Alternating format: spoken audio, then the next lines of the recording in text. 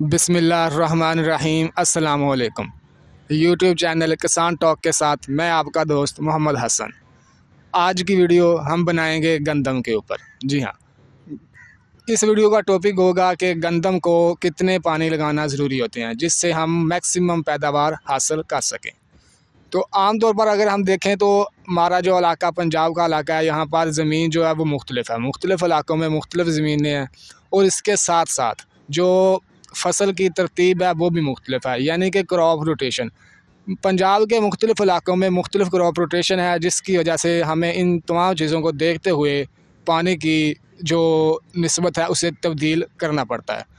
तो इस लिहाज से अगर हम देखें, पंजाब में बहुत से इलाके ऐसे हैं जहाँ पर गंदम जो है वो कपास और मुख्तलिफ चारा जात के बाद काश्त होती है, और बहुत से इलाकों में मुंजी के बाद काश्त होती है, और कुछ इलाके ऐसे भी हैं जहाँ पर जो कमाद के बाद लेट सोइंग यानी कि पेशेती गंदम काश्त की जाती है।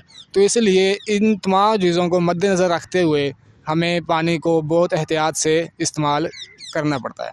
तो अब हम बात करेंगे कि गंदम की फसल को कितने पानी लगाना ज़रूरी है और कितने पानी लगाना चाहिए।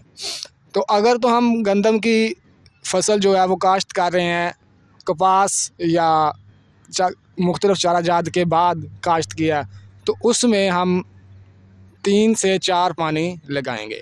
और इसी तरह अगर हम गंदम की फसल काश्त कर रहे हैं मुंजी के बाद, तो आप सब जानते हैं कि मुंजी की फसल जो है उसे हम मैक्सिमम पानी देते हैं, इसलिए उसे उस ज़मीन को इतनी पानी की ज़रूरत नहीं होती, इसलिए वहाँ पर 3 पानी काफ़ी होते हैं।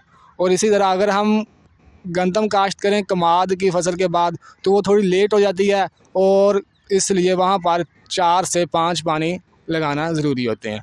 और इसके अलावा पंजाब में कुछ इलाके ऐसे हैं जहाँ पर पानी का लेवल बहुत नीचे है, हल्की मैरा ज़मीन है, रेतली ज़मीन, जैसे कि थल का इलाका है, तो ऐसी ज़मीन में 7 से 8 पानी लगाना ज़रूरी होते हैं।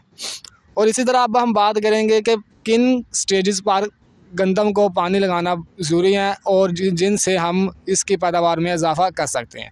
तो आमतौर पर 3 स्टेजेस ऐसे हैं जिन पर गंदम को पानी लगाना बहुत ज़रूरी होता है। पहली स्टेज होती है टिलरिंग की स्टेज।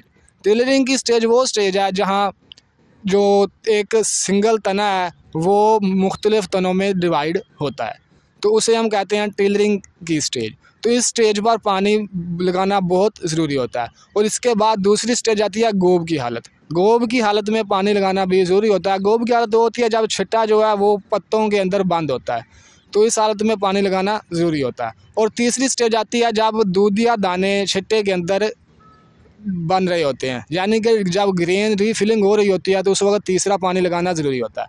अब ग्रेन रीफिलिंग के बाद पानी हरगिज़ नहीं लगाना चाहिए, इससे पैदावार पर बुरा असर पड़ता है।